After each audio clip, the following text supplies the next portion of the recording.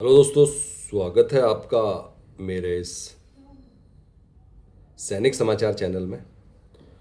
दोस्तों, आपकी स्क्रीन पर देख सकते हैं 18 मंथ का जो एरियर बनने वाला है। दोस्तों, ये आपका 8th पे कमीशन क्योंकि जनवरी 1 2026 से शुरू होने वाला है, तो उस केस में आपका जो एरियर है, क्योंकि जैसे 7th पे कमीशन है टोटली बेस्ड था फिटमेंट फैक्टर के ऊपर, तो आपका 8th पे कमीशन में भी फिटमेंट फैक्टर वैसे ही रहेगा।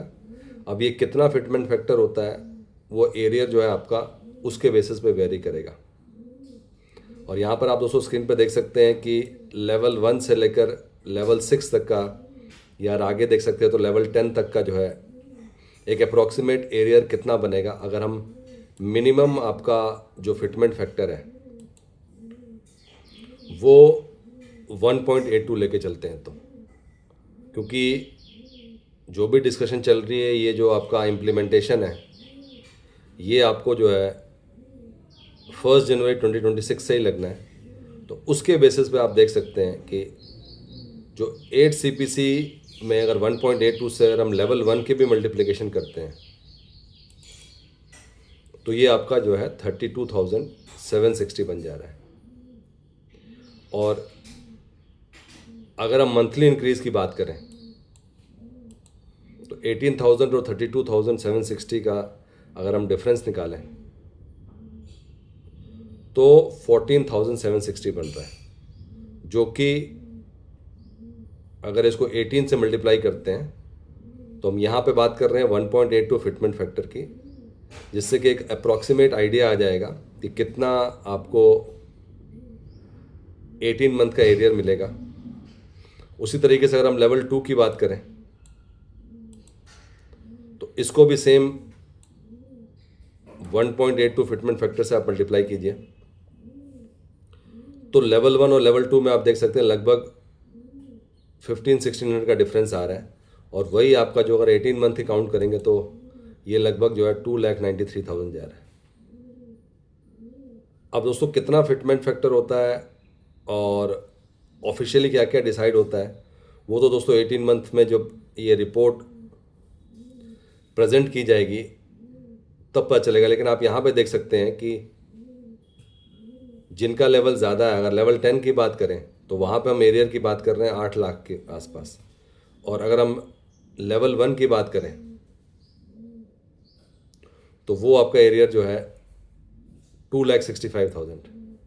और इसमें जो कैलकुलेशन में वो है कि सबका फिटमेंट फैक्टर जो है 1.8 रखने पर हुआ है।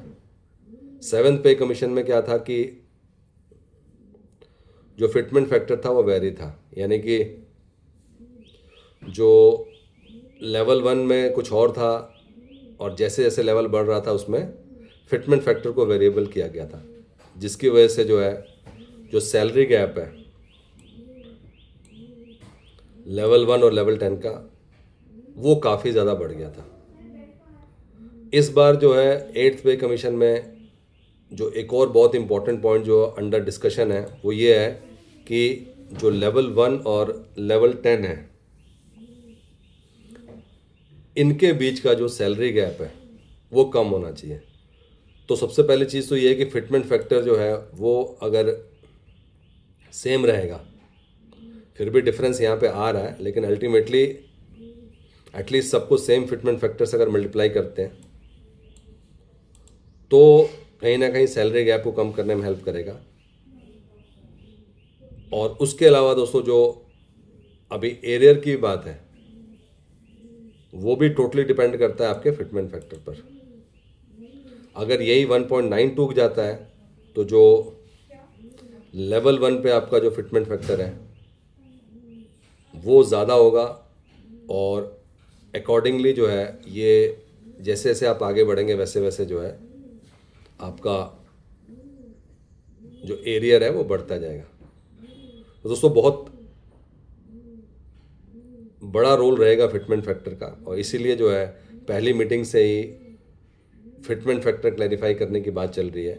और जो भी मैक्सिमम जो रिकमेंडेशन दी जा रही है वो फिटमेंट फैक्टर के ऊपर है।